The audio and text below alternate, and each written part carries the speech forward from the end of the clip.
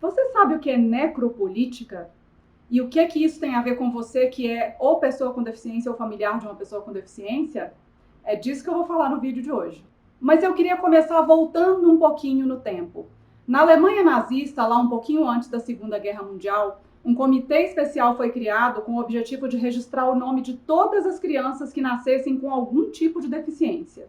Os pais eram então contatados e convencidos de que seus filhos iriam para centros de cuidados especiais. Só que, na verdade, eles estavam sendo enviados para hospitais psiquiátricos, onde eram mortos por injeção letal. Aí depois eles diziam para os pais que as crianças tinham morrido de doenças como pneumonia, por exemplo. Em 1941, mais de 5.000 crianças já haviam sido exterminadas. Com o início da guerra, em 1939, esse programa de extermínio de pessoas com deficiência foi estendido também para os adultos. E começou com soldados da SS invadindo um hospital psiquiátrico na Polônia e fuzilando todos os seus pacientes. E foi então que milhares de pessoas com deficiência começaram a ser enviadas para campos de concentração como Auschwitz para encontrar a morte nas câmaras de gás. Estima-se que cerca de 300.000 pessoas com deficiência tenham sido mortas nesse programa que eles chamaram de Action T4. Bom, mas por que eu estou falando tudo isso? Porque as pessoas com deficiência, historicamente, várias vezes já foram consideradas indignas de viver. E naquela época do nazismo, na Segunda Guerra Mundial, elas foram consideradas tão indignas de viver quanto os homossexuais, os negros, os ciganos e os judeus, que foram todos enviados para as câmaras de gás. Pessoas com deficiência são minorias, para quem tudo é mais difícil de conseguir, até os direitos mais básicos. E, em geral, são as primeiras a ser penalizadas quando o cinto aperta. O presidente atual, durante a sua campanha, disse que ia governar somente para as maiorias e que as minorias deveriam se adequar ou desaparecer.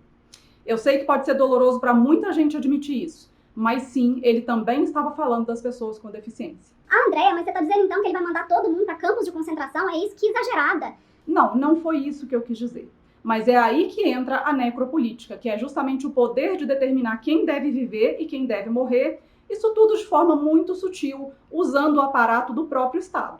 É necropolítica, por exemplo, mudar as regras da aposentadoria por invalidez, como foi feito na última reforma da Previdência. Agora, ela só vai ser concedida em caso de acidente de trabalho ou doença profissional. Você, por acaso, apareceu com alguma doença crônica ou degenerativa?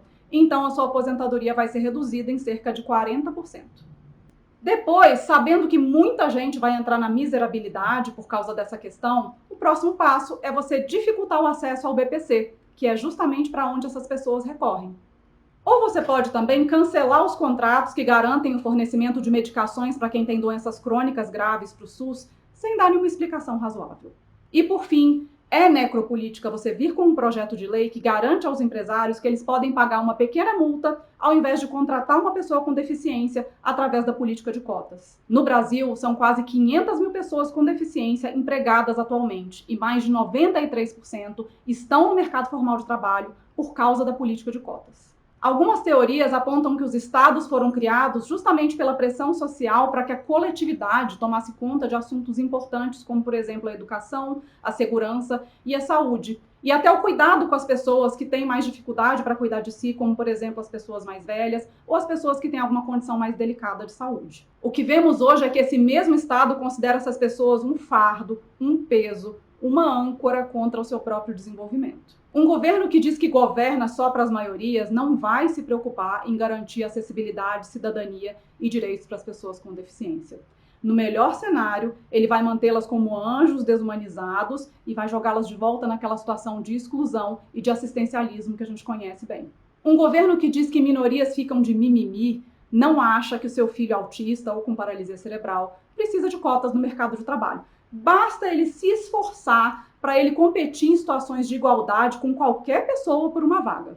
Nenhum discurso em Libras vai mudar isso. A mobilização de diversas entidades e de ativistas ligados à causa da deficiência fez o governo recuar, nesse caso do PL, que sucateia aí as cotas no mercado de trabalho. Mas a gente não pode relaxar e descansar, porque aparentemente é bem mais fácil tirar os direitos de quem precisa mais do que cobrar os bilionários que devem ao INSS ou taxar as grandes fortunas. Não podemos aceitar nenhum retrocesso em direitos. Não vamos aceitar leis que significam a volta da exclusão no mercado de trabalho e na escola. Não vamos aceitar nenhum direito a menos.